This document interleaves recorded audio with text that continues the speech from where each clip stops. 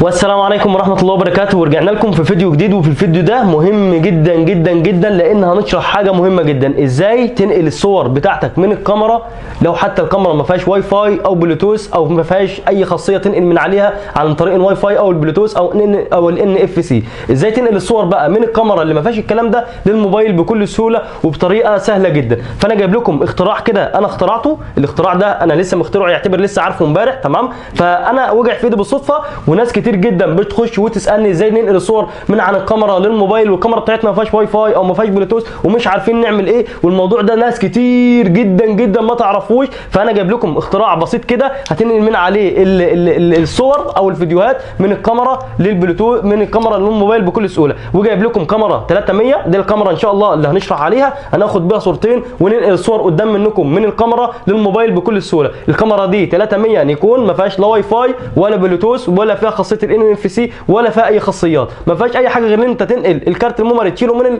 من الكاميرا تحطه على اللابتوب عشان تعرف تنقل الصور بتاعتك. فانا ان شاء الله في الفيديو ده هعرفك ازاي تنقل الصور بتاعتك من الكاميرا للموبايل بكل سهوله عن طريق الحاجات البسيطه اللي انت شايفها دي. ادوات بسيطه كده مش هتكمل معاك 50 جنيه، هتقدر تنقل بيها الصور من الموبايل او الفيديوهات بتاعتك. مهما كانت الفيديوهات بتاعتك طويله برضه هتقدر تنقلها بسهوله عن طريق اختراع سهل جدا، ومش هتكمل دقيقتين هتكون ناقل الصور والفيديوهات بتاعتك على من الكاميرا للموبايل بكل سهوله. هات كوبايه النسكافيه بتاعتك وتعالى تابع الفيديو ده للاخر عشان ان شاء الله تستفاد. الناس صحابك كمان اللي ما تعرفش لسه الموضوع ده، او الناس اللي بتعاني قدامك من الموضوع ده، معاهم كاميرا ما فيهاش واي فاي او بلوتوث وبيحاولوا ينقلوا الصور وبيتعبوا جدا في الموضوع ده، انقل لهم الفيديو ده او نادى عليهم خليهم يشوفوا الفيديو ده، عشان الفيديو ده مهم جدا جدا وبناشد فيه فئه كتيره جدا من الناس ما تعرفش الموضوع ده. والاختراع ده سهل جدا ومش اي حد كتير يعرفه، فالموضوع ده سهل وان شاء الله باذن الله اقدر افيد ناس كتير جدا بالفيديو ده، عشان ناس كتير جدا سالتني عن الموضوع ده وانا ما قدرتش افيدها في الاول. فانا لما عرفته قلت لازم افيد الناس اللي متابعاني. ان شاء الله تابع الفيديو للاخر وان شاء الله تستفاد وتقدر تنقل الصور بتاعتك بكل سهوله. يلا تابع الفيديو.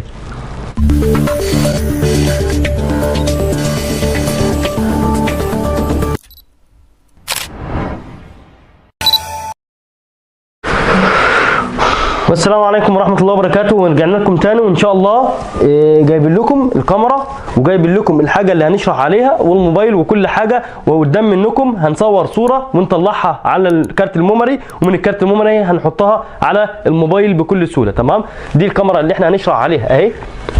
بسم الله.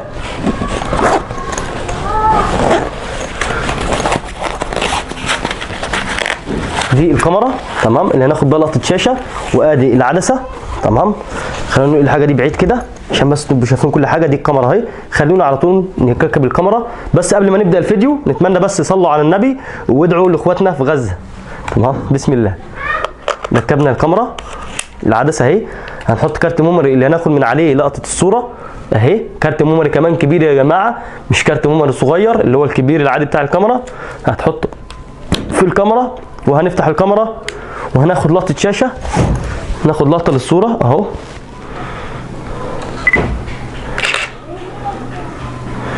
تمام؟ خلينا برضه اصور كمان صوره واوريها لكم. دي الصوره اللي احنا صورناها اهي، تمام، عشان تبقى كل الناس شايفينها، عشان هنطلعها دلوقتي على الموبايل. تمام؟ الصوره اهي، تمام، زي ما انتم شايفينها اهي. تمام؟ دي ان شاء الله هحطها لكم دلوقتي على الموبايل. هنصور برضو كمان صوره للحاجه دي. دي كمان صوره برضو اهي، تمام، بحيث برضو الناس تبقى شايفه كل حاجه. حلو كده. خلونا نقفل الكاميرا. طلع الميموري، معلش بس خلينا ادي الميموري. تمام؟ ده اختراع كده انا جايبه، ممكن انت تشتريه من اي محل او اي حد يعني عنده سنترال او كده، هتلاقي عنده الاختراع ده اهو. تمام؟ ده اختراع بتجيبه كده اهو. هقرب لكم شويه عشان تشوفوه بس اهو. بيركب فينا كارت الميموري بالنظام ده كده اهو. بتجيب كارت الميموري بتاعك وبتركبه بالنظام ده كده. بيركب كارت الميموري زي ما انتم شايفين كده. تمام؟ اهو بيبقى راكب بالنظام ده. تمام؟ الاختراع ده يعني جه فكرتي كده فقلت اطلع اوريه للناس. بعد كده جبت اللي هي المحول اللي هو الاوتو جي اللي هو بتركب هنا على الحاجه دي كده عشان تركبها هنا في الموبايل. في منها بيتباع اللي هو الوصله بتاعتها اللي هي بتبقى دي كده، وفي الثانيه اللي بتبقى الثانيه دي مش فاكر دي اسمها ايه بالظبط. تمام، دي تايب سي. دي كده التايب سي، وبيبقى في منها الوصله العاديه بتركب على الموبايل بكل سهوله اهو. تمام، كده ركبتها على الموبايل اهو. تمام، بعد ما نركبها على الموبايل تفتح الموبايل عادي جدا. خلي بس نفتح الموبايل. بعد ما بفتح الموبايل تمام بخش كده بجيب الضبط، بخش على الضبط. معلش بس اعذروني كنت شغال على الموبايل. بخش على الضبط بتاع الموبايل اهو، النظام ده. دخلت على الضبط اهو.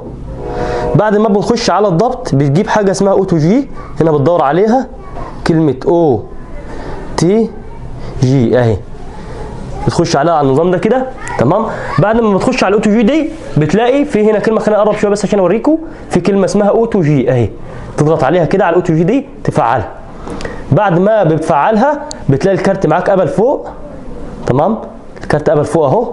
تمام، كده الكارت قبل معاك. لو دخلت كده على الاستوديو اهو، ده الاستوديو بتاعنا. معلش خلينا بس افتح الاستوديو عشان في حاجات ما ينفعش تشوفوها.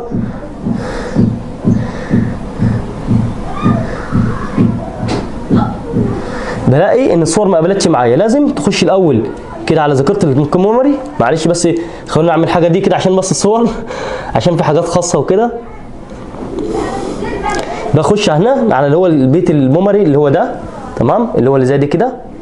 بعد كده بتختار الذاكره، تشوف الكارت قبل ولا لا. بص، هل تسمح لتطبيق مدير الملفات بالوصول؟ يعني بيقول لك الوصول للكارت الميموري اللي انت حطيته. طبعا بتقول له نعم. تمام، بعد ما تقول نعم بتخش كده على الذاكره. بتلاقي فيه هنا كذا حاجه انت ممكن تنقل ليها. وحده تخزين يو اس بي متصله. تمام اهي، هتلاقي كلمه وحده تخزين يو اس بي متصله. تمام كده خلاص اتصلت كده. لو دخلت على الاستوديو كده بالنظام ده المفروض اللي هلاقي الصور قبلت هنا. بس خلوني معلش استسمحكم بس دقيقه. خش تاني هنا على الملفات.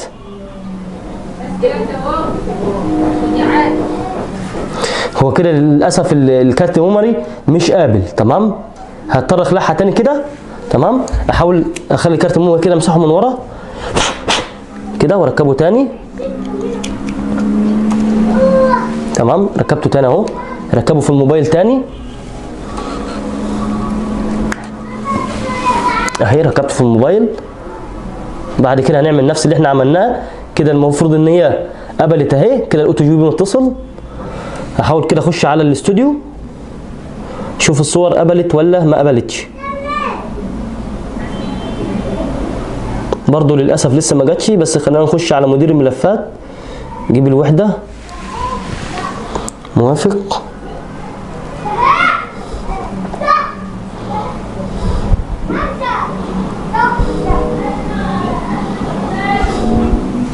بصوا يا جماعه كده الصور احنا جبناها اهو. تمام، من على الاوتو جي من جوه. تمام، على الموبايل اهي. بس معلش الاوتو جي ما قابلتش بره على الاستوديو، مش جاي على الاستوديو الصور مش عايز تيجي على الاستوديو ما اعرفش ليه. تمام اهي الاستوديو جت اهي. تمام، الصوره اهي. ادي الصوره اللي احنا صورناها مع بعض دلوقتي، وادي الصوره الثانيه، ودي الصوره الثانيه اهي. تمام، وبرده لو عايز تنقل الصور مثلا بتقوم عامل كده على صوره واحده، عامل تحديد الكل، وفي عندك نقل وفي عندك مش عارف ايه. ممكن اعمل نقل اهو وهنقل للجهاز اللي انا عايز انقله. ممكن تنقله على وحده تخزين الموبايل، ممكن على بطاقه الذاكره اللي هي بطاقه الذاكره اللي هي اللي في الموبايل نفسه، ممكن لوحده التخزين الداخليه للجهاز. تمام، ودي وحده تخزين يو اس بي، ودي وحده البطاقه. تمام، فانت بتختار بقى المكان اللي انت عايز تنقل فيه الصور. بعد ما بتختار بتنقل خلاص اتنقلت. يعني مثلا لو هنقل لوحده التخزين الداخليه اهي، بعمل لزق كده ان جالي النقل اهو. تمام، كده اتنقلت عندي في الوحده من بره اهي. تمام كده. لو خرجت كده، لو جبت مثلا على وحده تخزين الموبايل زي كده اهو، هلاقي ان الصور جت معايا هنا اهي في وحده تخزين الموبايل. ده الاختراع اللي انا بقول لكم عليه. الاختراع ده سهل جدا، ممكن اي حد يجيبه تمام. اي حد ممكن عايز الاختراع ده يشتغل بيه ممكن يجيبه اهو. الاختراع ده سهل جدا، زي ما قلت لكم كده. انت بتجيب دي من سنترال، دي تقريبا ب 10 جنيه. تمام. دي كمان ممكن تجيبها من اي سنترال برضه ب 10 جنيه، يعني التكلفه كلها 20 جنيه هتخليك تنقل الصور من الكاميرا للموبايل بكل سهوله، زي ما انتم شفتوا معامل كده قدام منكم. بس بتركب دي في دي كده، وبتركب دي في دي، وطبعا دي اللي اسمها وصله اللي اوتو جي بتركبها وبتركبها في الموبايل. في منها اللي هو التايب سي، وفي منها اللي هو الوصله العاديه. ايا كانت بقى موبايلك ايه، بتجيب الوصله اللي تابعه عليه وبتنقل وبتشتغل معاك زي ما انتم شايفين كده. انا جربت كل حاجه قدامكم ونفعت. وطبعا لما بتدخل الحاجه كده تمام، لو الصور ما جاتش معاك على الاستوديو، احيانا بتيجي الصور معاك اول ما بتخش على الاستوديو كده، احيانا الصور بتيجي معاك في الاستوديو. بس انا ما جاتش معايا الاستوديو اهي، جت كده معايا على الاستوديو جوه اهي. بصوا كده جت على الاستوديو معايا اهي. بصوا لما فتحت الاستوديو الصور وصلت عند الاستوديو لما انا نقلتها على الموبايل. بصوا اهي، دي الصوره اللي انا لسه مصورها دلوقتي حالا. 3 صور اهم، ادي صوره وادي صوره وادي صوره. تمام. والكلام ده كله ما خدش مني بالظبط يعني دقيقه او اقل من دقيقه، كنت ناقل كل الصور او كل الحاجه. معلش المايك وقع مني. كنت اقل من دقيقه ناقل كل الصور وكل الحاجه. كل اللي عليك انك تاخد كارت الميموري زي ما وريتكم كده. الطريقه بالظبط يا جماعه، الطريقه دي سهله جدا. الناس اللي حابه تشوف الطريقه دي او كده، انا هنزل لكم لو حد محتاج اسم اللي بتاع دي اسمها كونفرتا دي كده. تمام. دي كده اسمها كونفرتد كارت ميموري كبير. تمام. اسمها كونفرتد كارت ميموري كبير. او مثلا ممكن يكون اسمها ايه اسمها ايه، هي اسمها كده عندنا بصراحه، ما اعرفش بقى هي اسمها ايه عندكم. هي اسمها كونفرتد كارت ميموري كبير، اللي هو الكارت الديسك الكبير. تمام. في منها كروت ميموري صغيره كمان بيركب فيها كارت ميموري صغير من هنا. لو انت الكارت اللي معاك صغير بتركبه مباشر هنا اهو، ده المكان بتاعها. لو الكارت الميموري اللي معاك كبير بتركب معاها من هنا. في منها مش لازم تكون شبه دي بالظبط، في منها كذا حاجه ثانيه. انا هسيبها لك كده على الشاشه اهي، اللي عايز ياخدها لقطه شاشه عشان يوريها للراجل اللي يجيب من عنده ممكن تاخدها لقطه شاشه، بحيث ان انت ايه لو رايح تجيبها من عند حد يبقى الراجل شايفها منك كويس. تمام. دي اللي هي ده، وده برضو اسمها هي اسمها ستارت حاجه كده. تمام اهو برضو، بحيث ايه لو انت عايز تجيبها تبقى انت شايف الاسم. تمام. فده كده ده كده كان فيديو مبسط ازاي تنقل الصور من الكاميرا. للعلم دي كاميرا 300 ما فيهاش خالص لا واي فاي ولا بلوتوث ولا فيها اي حاجه. تمام. 300 اهي. تمام. الكاميرا دي ما فيهاش لا واي فاي ولا بلوتوث ولا اي حاجه. الناس اكيد اللي معاها كاميرات عارفه الكلام ده كويس. تمام. ودي كده انت الطريقه ازاي تنقل الصور من الكاميرا ايا كانت بقى الكاميرا اللي معاك. لو معاك الكاميرا ايا كانت الكاميرا اللي معاك فيها مثلا واي فاي او ما فيهاش واي فاي، هتقدر تستخدم الطريقه اللي انا وريتها لك دي وتنقل من عليها الصور. والصور هتتنقل زي ما انتم ما شفتم كده بوضوح، حتى بكل الصوره منقوله بالصيغه بتاعتها. الصيغه بتاعتها الاصليه جايه، الصوره ما بكسلتش ماشي. يعني مثلا الصوره لو بكسلت كنت هتلاقيها مبكسله. بصوا الصوره عامله ازاي، الصوره مش جايه مبكسله، الصوره جايه بوضوح حلوه جدا، يعني زي ما يكون على الكاميرا بالظبط. الصوره ما فيهاش اي بكسله، وتنقلها اللي انت عايز تنقلها ليه. الصوره مش مبكسله نهائي. بصوا اهي الصور جايه زي ما صورتها من الكاميرا بالظبط. دي كانت صور ثانيه على كارت الميموري، دي كانت صوره على كارت الميموري انا مصورها قبل كده برده، جت معايا نقلتها. بصوا شايفين الصوره جايه مش مبكسله ولا فيها اي حاجه زي ما انتم شايفين كده. تمام. فاللي عايز بقى يعمل الاختراع ده عنده، او اللي شاف ان الاختراع ده كويس وهيفيده ممكن يعمله. تمام. وكده نكون وصلنا لاخر الحلقه، ويا رب اكون قدرت افيدكم. لو قدرت افيدكم اتمنى تدعي لي دعوه حلوه وتدعمني بكومنت حلوه عشان اقدر اكمل في المحتوى. تمام. ولو شايف ان المحتوى بتاعي كويس وبيفيد الناس، يا ريت تعمل لي سبسكرايب واعمل مشاركه للفيديو ده، عشان في ناس كتير جدا اقسم بالله يعني انا كنت كل يوم على الله اكتر من 5 ايام مع بعض، كل يوم حد يخش يكلمني يقول لي انا معايا كاميرا ما فيهاش واي فاي وعايز انقل الصور ومش عارف اعمل ايه، والموضوع ده اغلب ناس كتير جدا. فانت لو عندك حد عايز تفيده ممكن تاخد الفيديو ده الرابط بتاعه وتحطه على الفيسبوك عندك، او توديه للناس اللي هي محتاجه تعرف ازاي تنقل الصور من الكاميرا للموبايل، وهتبقى انت فدتهم وانا فدتهم ونبقى كلنا بنفيد بعض. تمام. وبكده نكون وصلنا لاخر الحلقه. يا رب لو وصلت معايا لاخر الحلقه تدعي لاخواتنا في غزه، وما تنساش كمان تدعي لي دعوه كويسه. انا بتعب جدا عشان اعمل الحاجات دي والله، وعشان اوصل للحاجات دي. انا الاختراع الصغير ده فضلت افكر فيه اكتر من شهر ازاي انقل الصور، وبالذات لما يكون كارت ميموري كبير. لما بيكون كارت ميموري صغير عادي انت ممكن تحطه في اي حاجه، بتحطه على الموبايل كارت الميموري وتخلص منه. اما لو كارت الميموري كبير ما بتقدرش. وكمان لو ذاكره الميموري، لو ذاكره الموبايل نفسه ما بتاخدش كارت ميموري، يعني في موبايلات ما بيكونش يركب فيه كارت ميموري، كروت ميموري. تمام. فانا جبت لك الاختراع ده ان شاء الله هيقدر يفيدك وبيكون اختراع كويس. وحتى لو الكارت لو الموبايل ما بيشيلش كارت ميموري خالص برضه هتلاقي ان الاختراع ده ماشي معاك وظابط معاك الدنيا. فان شاء الله يا رب اكون بفيدكم. ولو فدتك اعمل سبسكرايب وما تنساش تدعي لي، ما تنساش تدعي لاخواتنا في غزه. وفي اخر الفيديو صلوا على النبي، والسلام عليكم ورحمه الله وبركاته. يلا اشوفكم الحلقه الجايه ان شاء الله.